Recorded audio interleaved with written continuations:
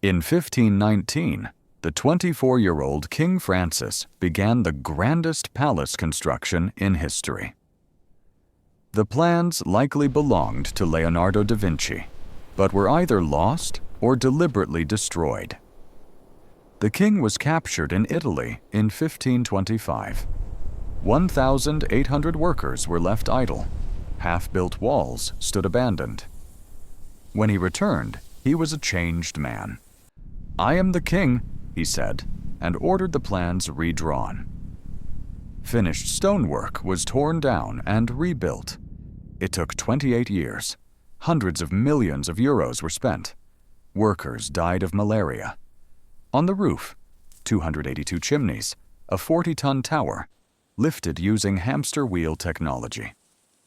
The king died in 1547. The castle was unfinished. Archives were searched.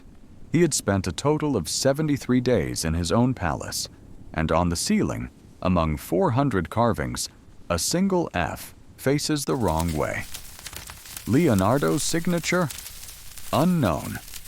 Unanswered for 500 years.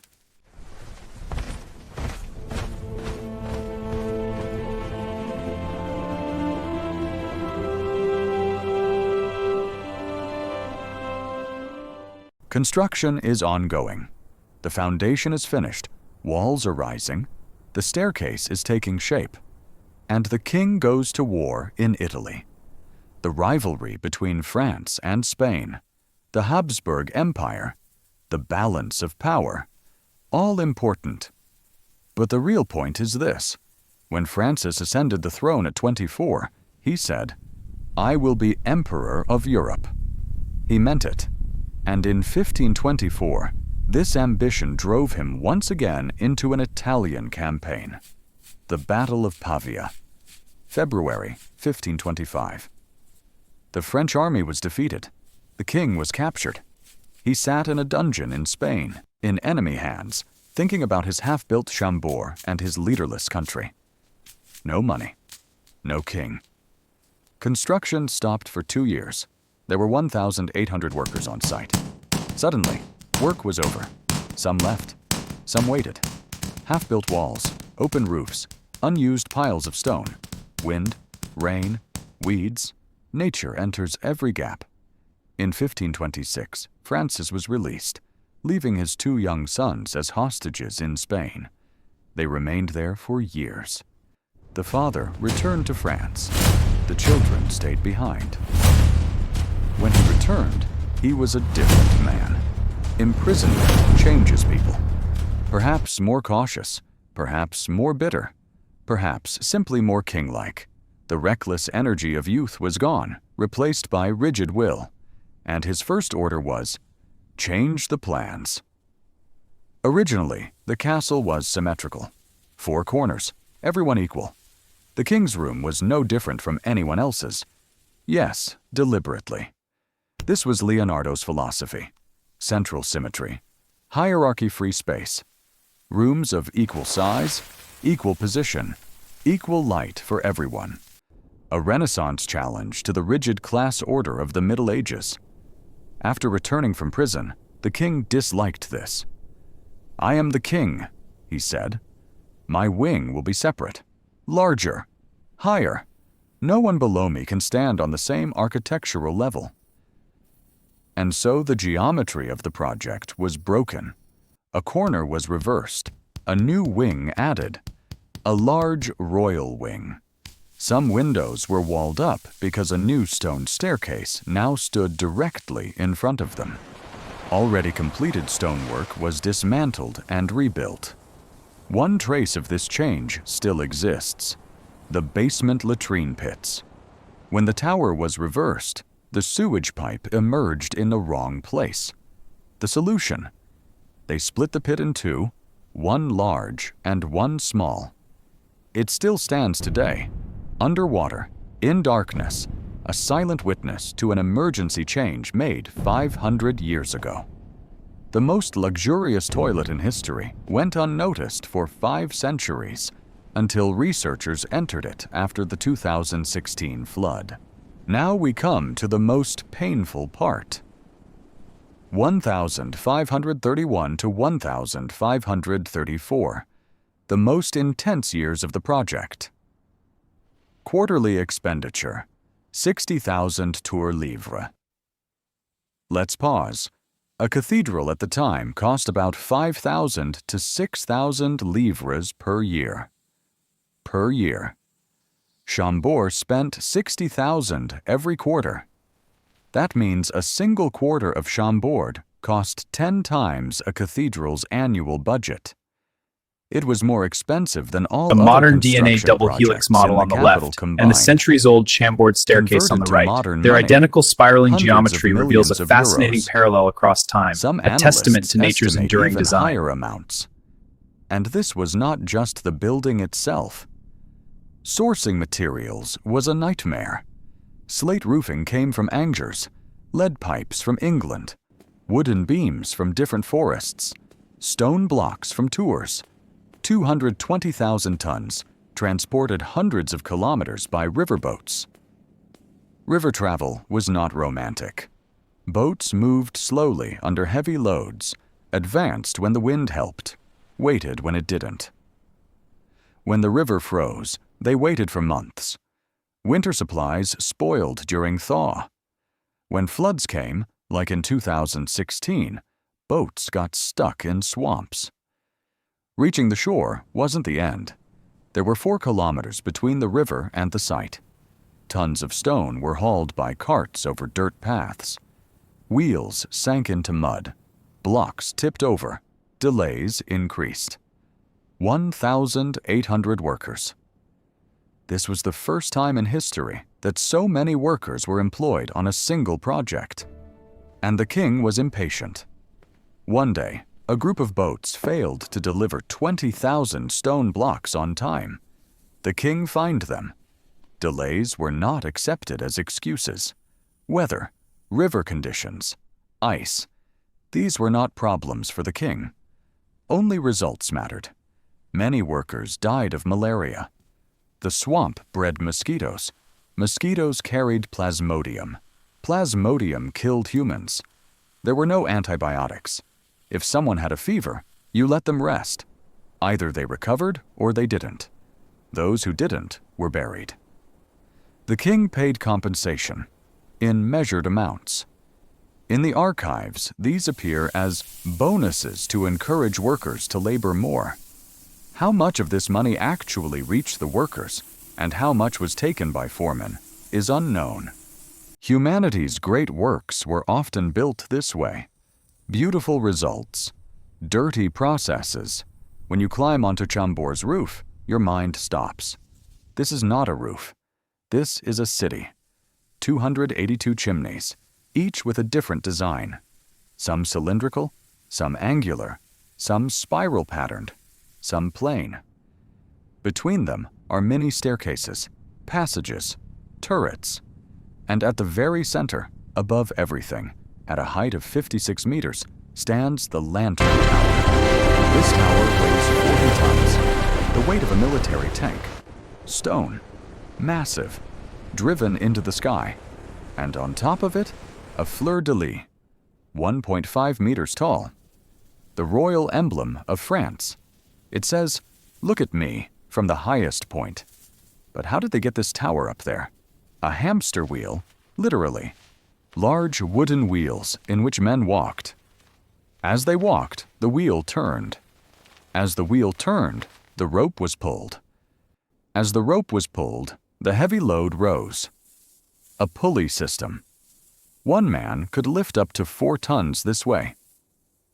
For 40 tons, many such systems were set up and worked in coordination. There was no margin for error. A miscalculation meant a falling 40-ton block and crushed people. No error occurred. And just before the roof was completed, another secret was discovered.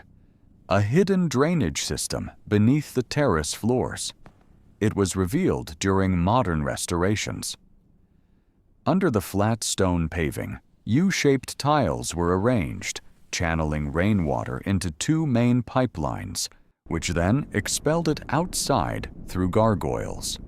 They designed this system in the 16th century. They made the terrace waterproof, but hid the system beneath the flooring so as not to ruin the appearance. For 500 years, no one knew. No one asked what lay beneath the paving, until a worker lifted one stone during restoration. The ceiling, the magnificent coffered ceiling of the Great Hall. 400 reliefs. Each features either Francis's letter F or his salamander, his emblem. Exactly 200 Fs, exactly 200 salamanders, distributed with mathematical precision, but one is different. At the very center, an F carved in the opposite direction of all the others, a mirror image, facing right, not left. At first, you ignore it. Then you notice it. Then you stop. One mistake among 400 reliefs. Is this the only error made by master stone carvers?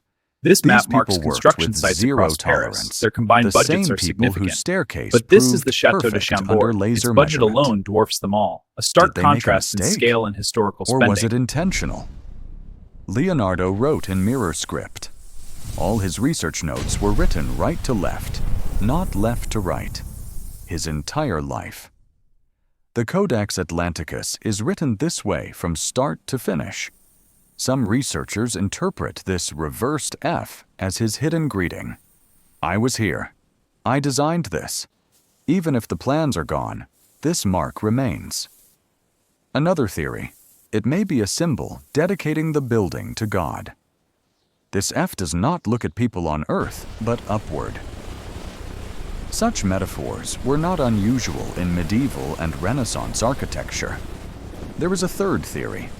According to some researchers, Chambord's overall plan reflects the heavenly Jerusalem, the ideal city from the Book of Revelation, a 3x3 grid, central courtyard, square plain, access from four sides.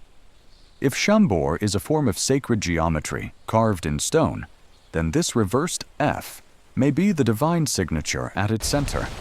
It cannot be proven, nor can it be disproven. But Chambord is like this, a building filled with questions demanding answers. And none of the biggest questions are answered. 28 years, from 1519 to 1547. You have something you dreamed of as a child. Official decree. You work on it for years. A fine penalty of Every 500 day you get a little sovereigns is closer. imposed in And communist then seizure. you die Bureaucratic before it is seizure for finished. president in indefinite detention In March and revocation of 1547, privileges. Francis I died of septicemia. At 52 years old, an infection began. His body could not fight it. There were no antibiotics, no modern medicine, fever, pain, and then silence. The castle was unfinished.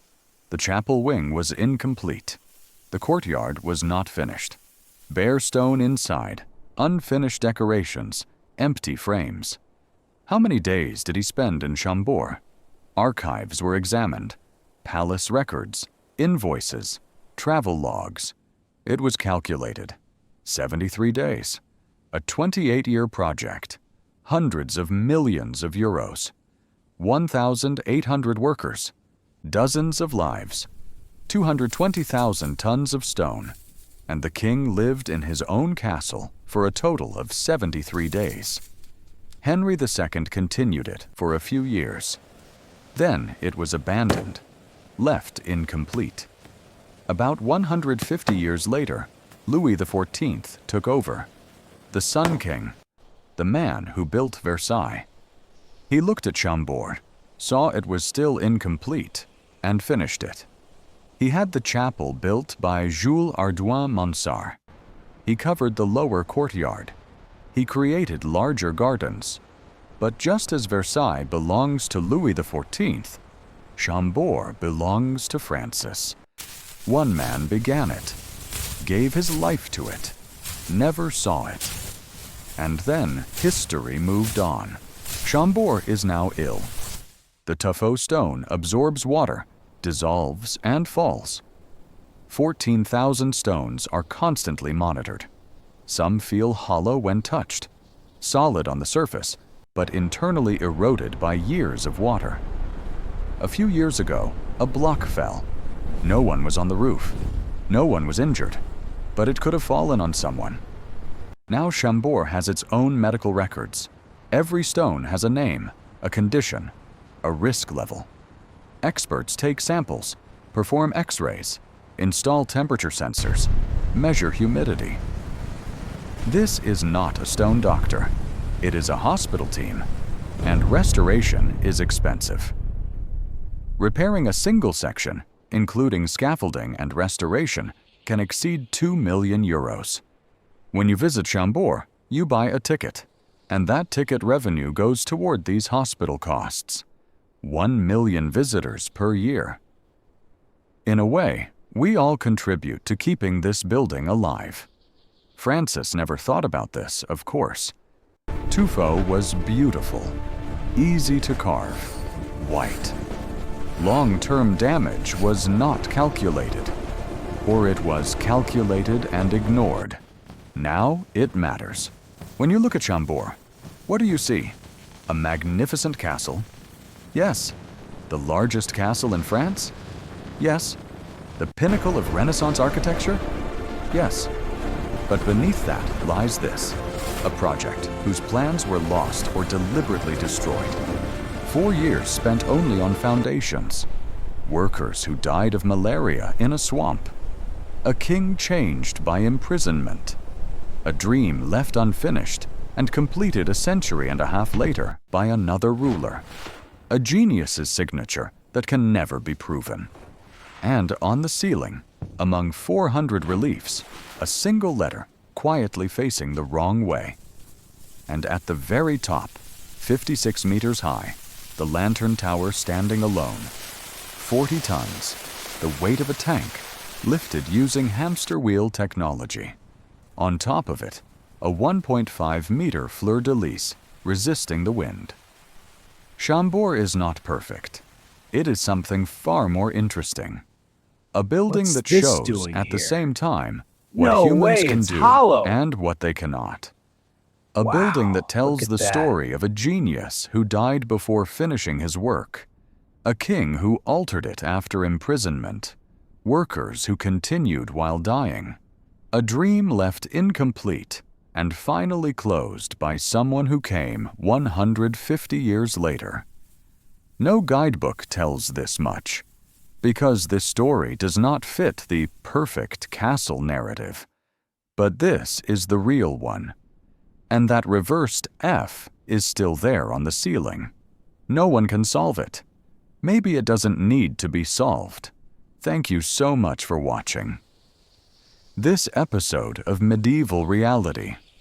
I'd love to hear your thoughts on this episode, or what topic you'd like to see covered next, so drop them in the comments below. There is so much more to explore from this fascinating and brutal period of history.